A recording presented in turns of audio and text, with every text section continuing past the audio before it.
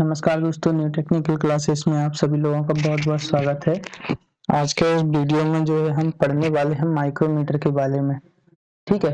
तो माइक्रोमीटर के बारे में जब हम पढ़ेंगे तो सबसे पहले हम इसके पार्ट के बारे में जानना ज़रूरी है कि इसमें कौन-कौन से पार्ट होते हैं, यानी माइक्रोमीटर के भाग कौन-कौन से हैं, ठीक है? उनके पार्ट्स का जो है वर्णन इसमें हम करेंगे। तो जो सबसे पहले हम स्टार्ट करते हैं फ्रेम से, है ना? ये जो फ्रेम है ना, अंग्रेजी के सी अक्षर के टाइप का आकार का जो फ्रेम है, अंग्रेजी के सी अक्षर के आकार का, इसको जो है इनवायर स्टील से बनाया जाता है। कास्ट आयरन से भी बना सकते हैं और फोर्ज स्टील से का भी ये बना होता है, ठीक है? इसके ऊपर माइक्रोमीटर का जो है रेंज और लिस्ट काउंट लिखा होता है, ठीक है? यहाँ पे लिखा है 0 से 25 और लिस्ट काउंट कितना लिखा है 0.01 mm, ठीक है? ये तो हो गया फ्रेम। अब क्या बोलते हैं, फ्रेम हो गया। अब बात करते हैं एनविल की। तो देखिए एनविल और स्पिंडल दो, ये हमारा एनविल हो जाएगा और ये स्पिंडल हो जाएगा, और ये स्पिंडल का फेस जो है वो कार्बाइड के बनाए जाते हैं, ठीक है? एनविल तथा एनविल और स्पिंडल जो है वो भी इनवायर स्टील के बनाए जाते हैं, ठीक है? और अब बात करते हैं यहाँ पे ये लॉक नट, ठीक है? लॉक नट का यूज क्या है? माइक्रोमीटर द्वारा लिए गए माप को स्थिर रखने के लिए, है ना? लॉक नट का यूज किया जाता है। जो रीडिंग हम ले रहे हैं उसको क्या बोलते हैं, लॉक करने के लिए लॉक नट का प्रयोग करते हैं, ठीक है? अब यहाँ पे स्लीव और थिम्बल लिखा हुआ है। तो स्लीव पर जो ग्रेजुएशन अंकित है वो 0 से लेके 25 mm तक है, ठीक है? और उसके नीचे 0.5 के हिसाब से ग्रेजुएशन कटी हुई है। और थिम्बल डिवीजन पर भी जो बेबल भाग है ना, वो थिम्बल डिवीजन का जो ये भाग जो है बेबल टाइप का दिख रहा है, ये थिम्बल का बेबल भाग को क्या कहते हैं, थिम्बल कहते हैं। इस पर भी क्या होती है 0.5 मिलीमीटर यानी 0 से 50 लाइन होती है, मतलब 50 लाइन कटी रहती है। तो एक जो लाइन है उसकी जो वैल्यू है, एक जो लाइन की वैल्यू, एक लाइन से दूसरी लाइन के बीच के जो डिफरेंस है वो 0.01 mm का होता है, ठीक है? यानी वही इसका लिस्ट काउंट होता है, ठीक है? अब थिम्बल के बाद में रैचेट स्टॉप का प्रयोग हम करते हैं। तो देखिए रैचेट स्टॉप जो है वो क्या करता है, एक समान दाब के लिए काम करता है, एक समान माप लेने के लिए काम करता है। जैसे अब मैं मापूंगा, अगर रैचेट स्टॉप से नहीं मापेंगे तो मैं ज्यादा टाइट कर दूंगा या आप ज्यादा टाइट कर देंगे, तो कम ज्यादा टाइट करने के लिए इससे बचने के लिए उन्होंने क्या कर दिया है, रैचेट स्टॉप लगा दिया है। तो इससे क्या है, अगर आप जितना टाइट करना उससे ज्यादा टाइट अगर करते हैं तो वो टाइटर की आवाज करने लगेगा, यानी वहां पर वो, तो हमको समझ में आ जाएगा कि अब हमें रुक जाना है, अब और टाइट नहीं करना है, ठीक है? तो इसलिए हम रैचेट स्टॉप का प्रयोग करते हैं कि एक समान जो है दाब या प्रेशर लग सके और एक समान हम माप ले सकें, ठीक है? और अब चलते हैं, देखिए माइक्रोमीटर के बारे में जान लेते हैं, ठीक है? तो माइक्रोमीटर क्या होता है? देखिए यह क्या है, एक सूक्ष्म मापी यंत्र है, यानी जो है प्रेसिजन इंस्ट्रूमेंट है। इसके द्वारा अत्यधिक सूक्ष्म प्रेसिजन मापों को मापा जाता है, ठीक है? इसके द्वारा हम किसी भी माप को कम से कम मीट्रिक पद्धति में 0.01 मिलीमीटर और ब्रिटिश पद्धति में जो है 0.01 इंच तक माप सकते हैं ना, यानी मीट्रिक सिस्टम में हम इतने mm तक कम से कम माप सकते हैं, ठीक है? 0.01 mm और ब्रिटिश में 0.001 इंच तक का माप हम माप सकते हैं, ठीक है? ये तो हो गया हमारा माइक्रोमीटर क्या है। अब देखिए, अब हम बात करते हैं माइक्रोमीटर के लिस्ट काउंट के बारे में, ठीक है? तो देखिए माइक्रोमीटर का जो लिस्ट काउंट है वह कितना होता है। माइक्रोमीटर का अल्पतमांक देखिए मीट्रिक पद्धति में 0.01 mm होता है और ब्रिटिश पद्धति में 0.01 इंच होता है, ठीक है? ये तो हो गया अल्पतमांक। अब बात करते हैं माइक्रोमीटर की धातु का बना होता है। तो यह क्रोमियम स्टील का बना होता है, इनवार स्टील का भी बना होता है ना। तो यह क्रोमियम स्टील का बना होता है, इनवार स्टील का भी बनाते हैं, फोर्ज स्टील का भी बनाते हैं। ठीक है, इसका जो है फ्रेम है ना, फ्रेम जो है फोर्ज स्टील का, लेकिन माइक्रोमीटर की जहां पर बात आ जाए तो क्रोमियम स्टील का बनाया जाएगा। ठीक है, माइक्रोमीटर किस धातु का, लेकिन अब माइक्रोमीटर का फ्रेम जो है अगर वह किस धातु का बनाया गया है तो आप लिख सकते हैं इनवार स्टील, फोर्ज स्टील और कास्ट आयरन का भी बना सकते हैं। ठीक है, चलिए नेक्स्ट की क्वेश्चन की ओर चलते हैं। नेक्स्ट है माइक्रोमीटर का सिद्धांत क्या है। तो जब हम सिद्धांत के बारे में बात करेंगे कि माइक्रोमीटर किस सिद्धांत पर कार्य करता है। ठीक है, तो देखिए माइक्रोमीटर जो है नट और बोल्ट के सिद्धांत पर बनाया गया है। माइक्रोमीटर जो है ये एक नट बोल्ट के सिद्धांत पर बनाया गया है, इसलिए इसे नट बोल्ट की तरह वर्क करता है। ये इसमें नट के समान थिम्बल को घुमाया जाता है और इसका स्पिंडल बोल्ट की तरह कार्य करता है। ठीक है, ये तो हो गई माइक्रोमीटर के सिद्धांत की बात। ठीक है, अब जो है हम इसकी रेंज की बात करेंगे। तो देखिए माइक्रोमीटर की रेंज की अगर हम बात करते हैं तो रेंज को क्या करते हैं, परास भी बोलते हैं। किसी भी माइक्रोमीटर द्वारा न्यूनतम व अधिकतम मापी जाने वाली माप को क्या कहते हैं, रेंज कहते हैं। ये तो है हमारी रेंज की डेफिनेशन। अब जो माइक्रोमीटर हमारे पास पाए जाते हैं वो 0 से 25 मिलीमीटर वाले माइक्रोमीटर एनविल तथा स्पिंडल के फेस के बीच में क्या होता है, बिल्कुल गैप नहीं रहता है, उन लोग गैप जो है 0 हो जाता है ना, 0 से 25 वाले में, यानी उसमें कोई टेस्ट पीस की आवश्यकता नहीं पड़ती, अर्थात इसकी रेंज 25 mm है। ठीक है, 25 मिलीमीटर है इसकी रेंज 0 से 25 की, और इसकी है ना, और इस क्या बोलते हैं,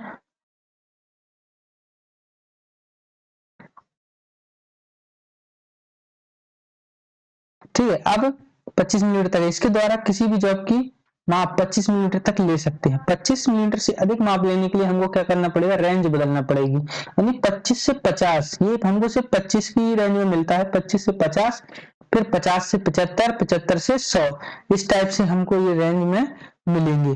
ठीक है, हमें जिस तरह का माइक्रोमीटर से मेजरमेंट करना है, जितने भी डायमीटर का, उसी हिसाब से हम रेंज का सिलेक्शन करेंगे और माइक्रोमीटर से माप लेंगे। ठीक है, अब देखिए लीस्ट काउंट की बात आती है। यहाँ पे हमने रेंज देख ली कि रेंज क्या है, अब लीस्ट काउंट क्या होता है। ठीक है,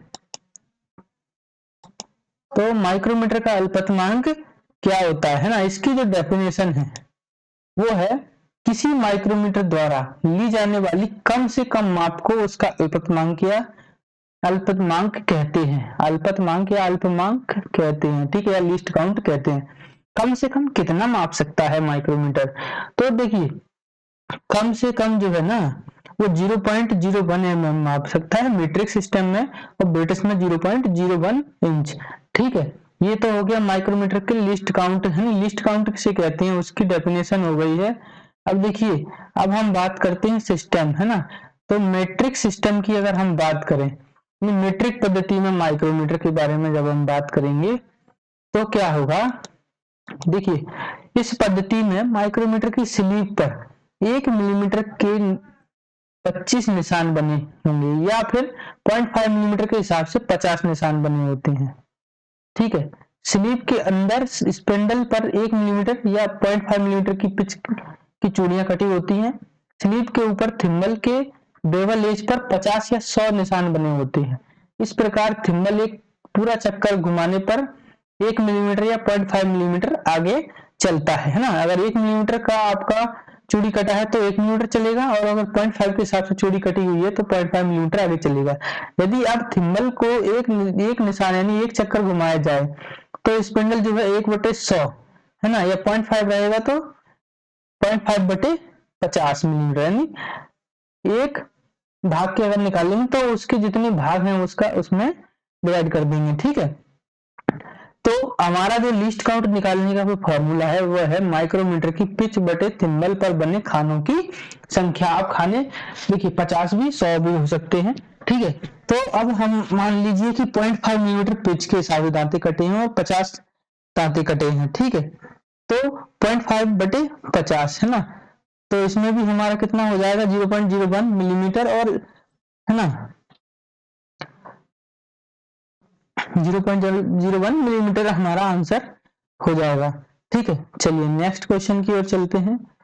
नेक्स्ट चलते हैं ब्रिटिश सिस्टम की ओर।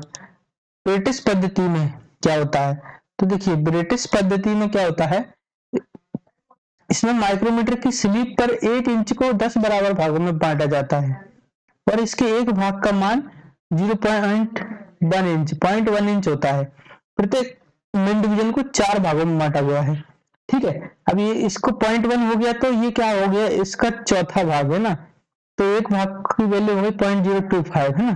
तो अगर 0.025 का हम इंटू करते हैं, चार भागों में बांटा है तो 4 में, तो हमारा इसके एक भाग के बराबर माना जाएगा 0.1। ठीक है, आप देखिए थिम्बल के बेवल एज को 25 भागों में बांटा जाता है, तो जिससे एक भाग का मान 0.01 इंच होता है।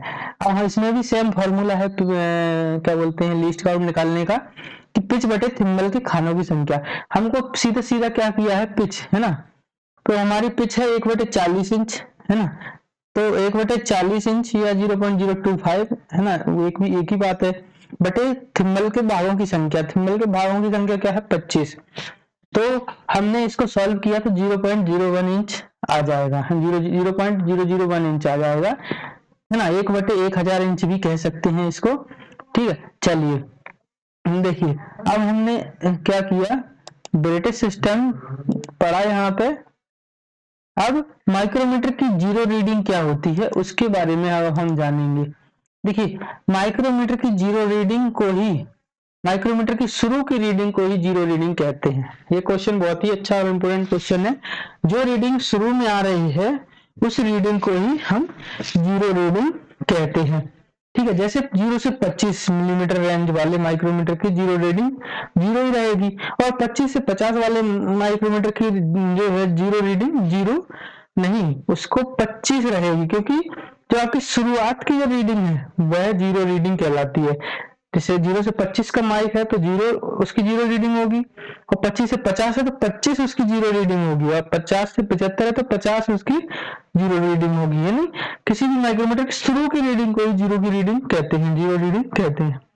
ठीक है, अब चलते हैं जीरो एरर के बारे में जान लेते हैं कि जीरो एरर क्या है। ठीक है,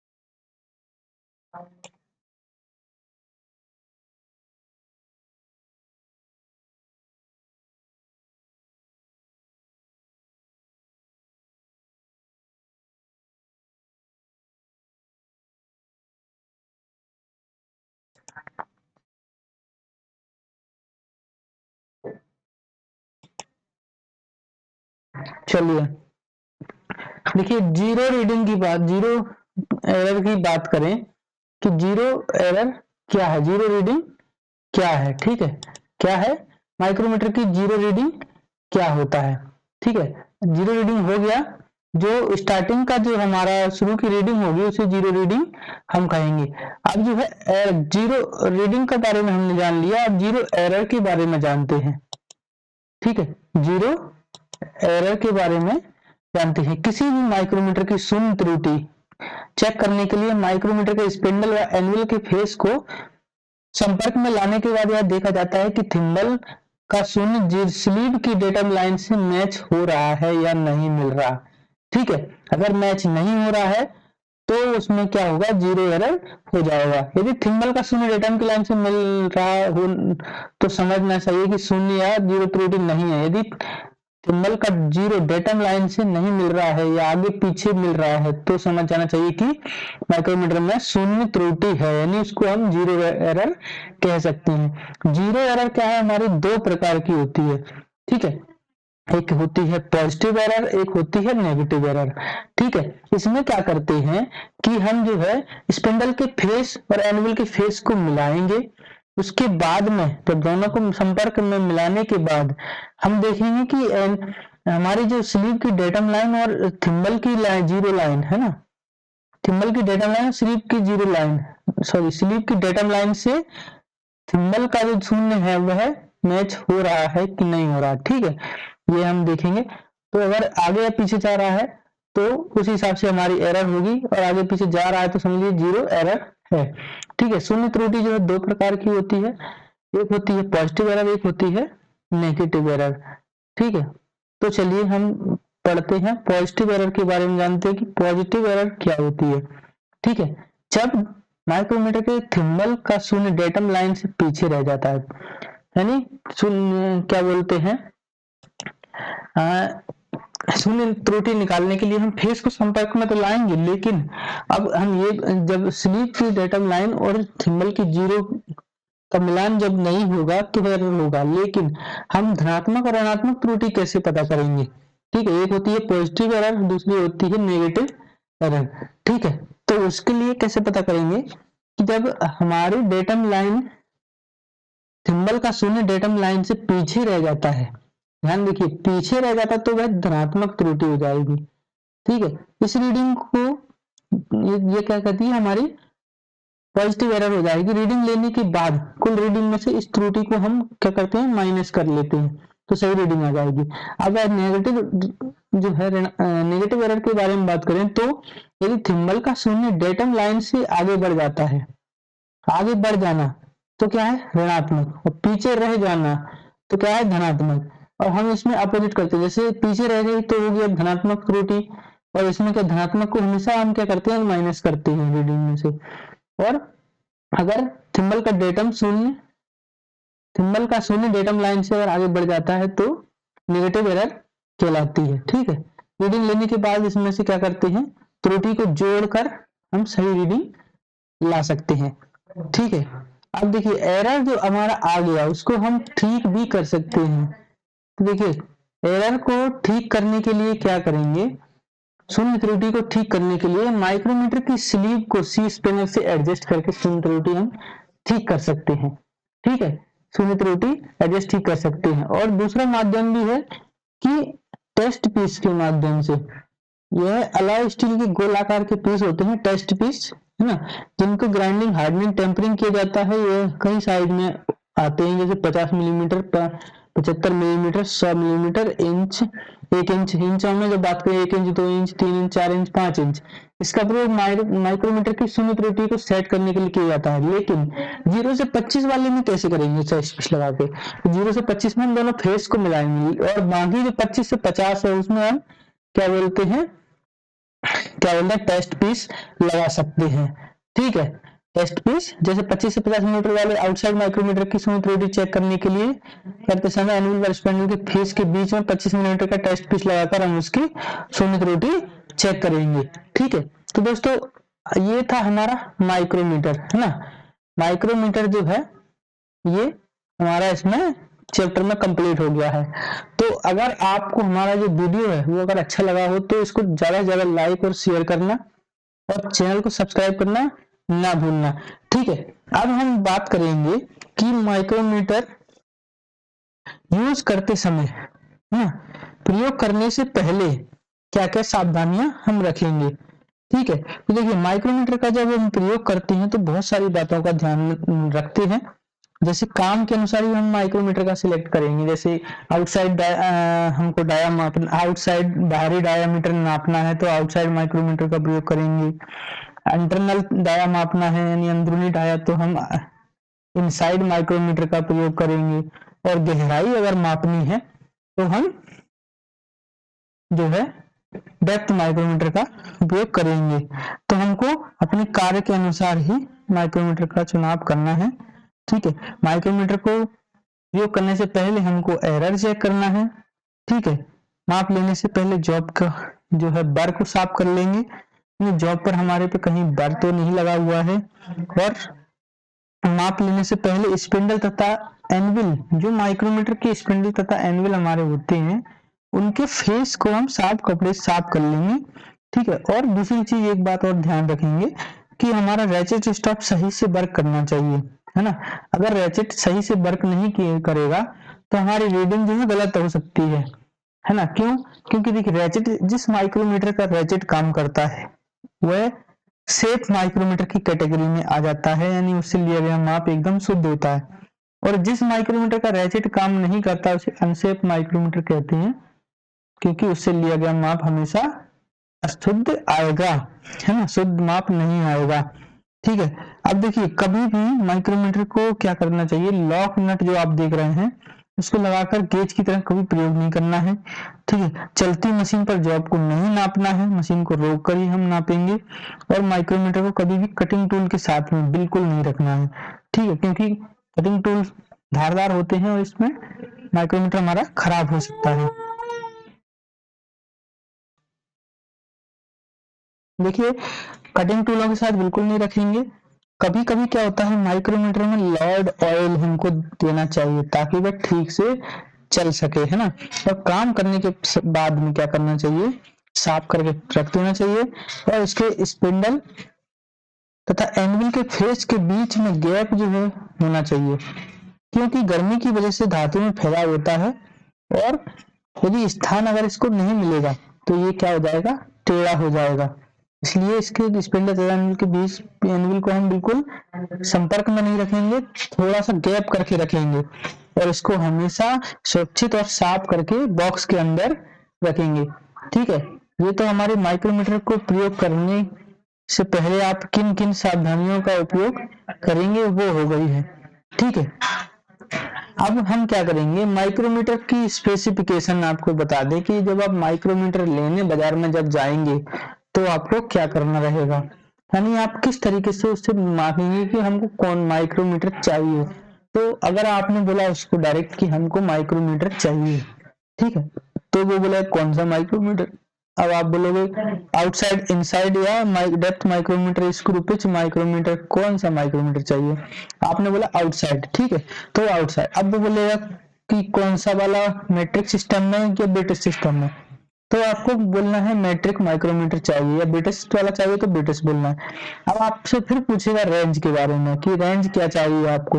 अब जिस हिसाब से आपको नापना है उस हिसाब से आप रेंज बताकर 25 मिलीमीटर का या 1 इंच का, है ना, इस तरीके से आपको माइक लेना है। माइक्रोमीटर का फिर आप साइज भी पूछ सकते हैं, है ना।